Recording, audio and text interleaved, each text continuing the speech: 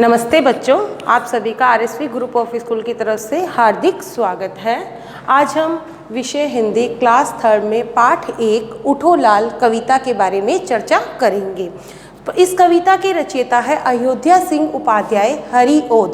हरिओद इनका उपनाम है।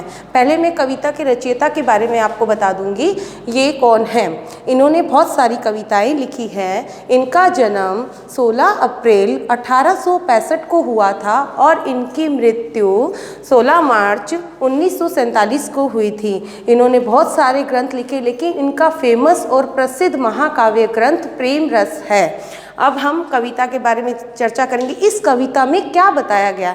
इस कविता में एक माँ अपने बच्चे को उठा रही है। माँ अपने बच्चे को उठा रही है। उठो लाल अब आंखें खोलो, पानी लाई हूँ मुँह धो लो, बीती रात कमलदल फूले, उनके ऊपर भोरे झूले। पहले हम इसका अंतरा समझेंगे। उठो लाल, यहाँ पे लाल का मतलब पुत्र है और लाल का समानार्थक शब्द बेटा, लड़का भी हो सकता है। माँ क्या कह रही है अपने बेटे को कि बेटा समय पर उठ जाओ, अपनी आंखें खोलो, यानी दिन निकल आया है, तुम अपनी आंखें खोल लो। मैं तुम्हारे लिए पानी लेकर के आई हूँ और पानी से तुम अपना मुंह धो लो, जैसे हम रोज़ाना अपने घर में करते हैं। बीती रात, रात बीत चुकी है।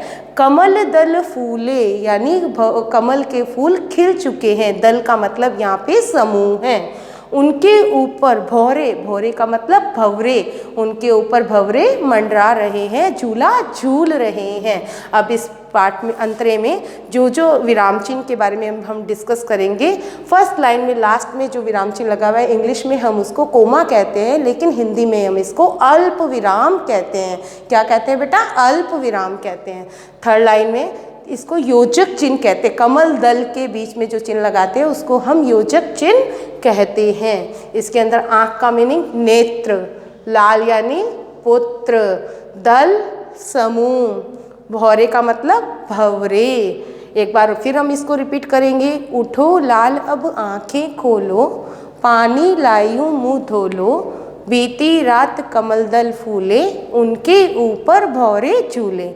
नेक्स्ट पैराग्राफ की ओर चलते हैं। चिड़िया चहक उठी पेड़ों पर, बहने लगी हवा अति सुंदर, नभ में न्यारी लाली छाई, धरती ने प्यारी छवि पाई।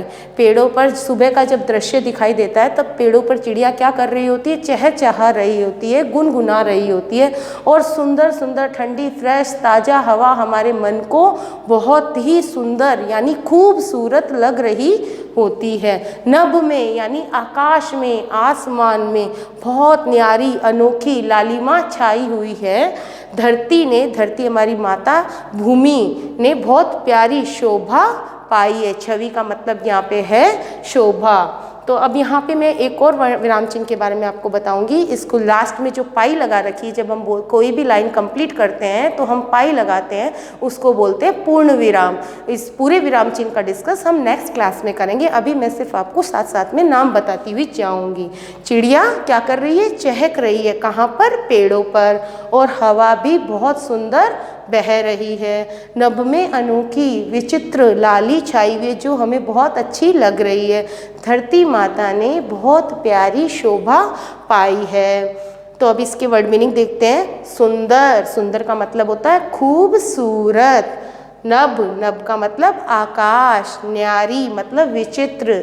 धरती यानी भूमि। प्यारी, प्यारी मतलब अच्छा लगना। छवि, छवि का मतलब शोभा।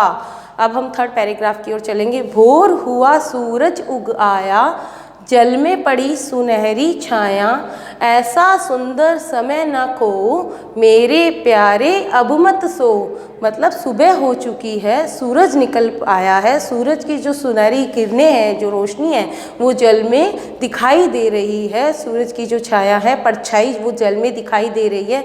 हे बेटा अब तुम उठ जाओ, तुम इतना खूबसूरत समय मत खो, मेरे प्यारे अब तुम मत सो, दिन निकल आया, तुम उठ जाओ।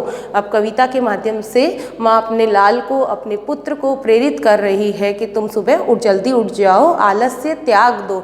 हम सुबह हमेशा क्या करते हैं कि उठने में आलस करते हैं, हमें आलस नहीं करना चाहिए। अगर हम आलस करेंगे तो हमारा कोई भी काम समय पर नहीं हो पाएगा।